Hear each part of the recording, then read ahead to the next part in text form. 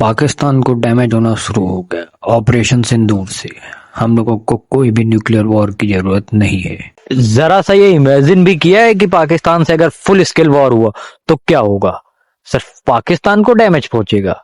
कैसे इंसान हो, जरा सा कॉमन सेंस नहीं है तुम लोगों के अंदर? फुल स्केल वॉर मतलब दोनों कंट्री डैमेज होंगी। हम लोगों को ऐसा प्लान तैयार करना है जो सिर्फ पाकिस्तान को डैमेज करे, और नदी का पानी रोककर हम लोगों ने वो तैयारी कर ली है। लेकिन हम लोगों की मानसिकता इस तरीके की, अटैक करो, न्यूक्लियर बम गिराओ। ऐसा नहीं होना है, ऐसा नहीं होना है। डैमेज दोनों तरफ हो सकता है।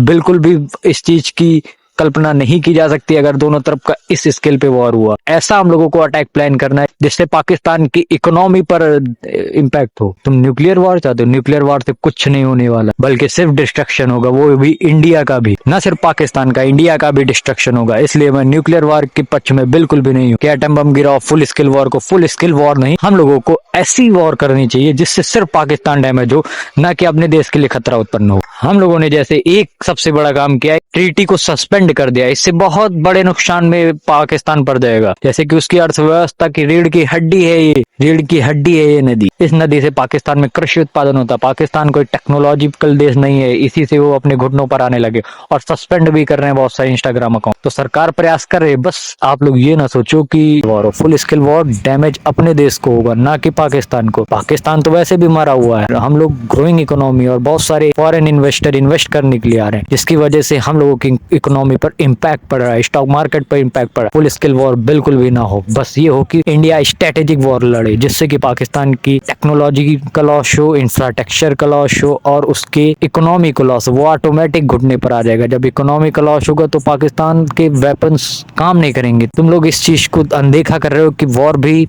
इकोनॉमी के दम पे लड़ी जाती। कोई भी देश बिना इकोनॉमी के वॉर नहीं लड़ सकता। उसके जो फाइटर जेट उसमें फुल भरने के लिए भी इकोनॉमी की अच्छा होना चाहिए और हर चीज उसका डेवलप होना चाहिए। अपनी सरकार इकोनॉमी और इंफ्रास्ट्रक्चर पर इम्पैक्ट कर रही है और बस सरकार भी ये चाहती। इससे ज्यादा धीरे धीरे करके वो खुद ही टूटने लगेंगे, ना कि और कुछ ज्यादा करने की जरूरत है। वो खुद ही धीरे धीरे अपने लाइन पर आने लगेंगे, खुद ही समझ जाओगी। ट्रीटी भी सस्पेंड कर दी, लोगों को भी निकाले, व्यापार भी उनसे बंद कर देना चाहिए और देखना चाहिए कि उनको कोई भी देश सपोर्ट ना करे। और भी एक दो चीजें जहाँ से उनका ट्रीटी या व्यापार, जहाँ से उनके बिजनेस समुद्र, वो भी ब्लॉक कर देना चाहिए। बस पाकिस्तान सरेंडर, बस इससे ज्यादा कुछ नहीं करना।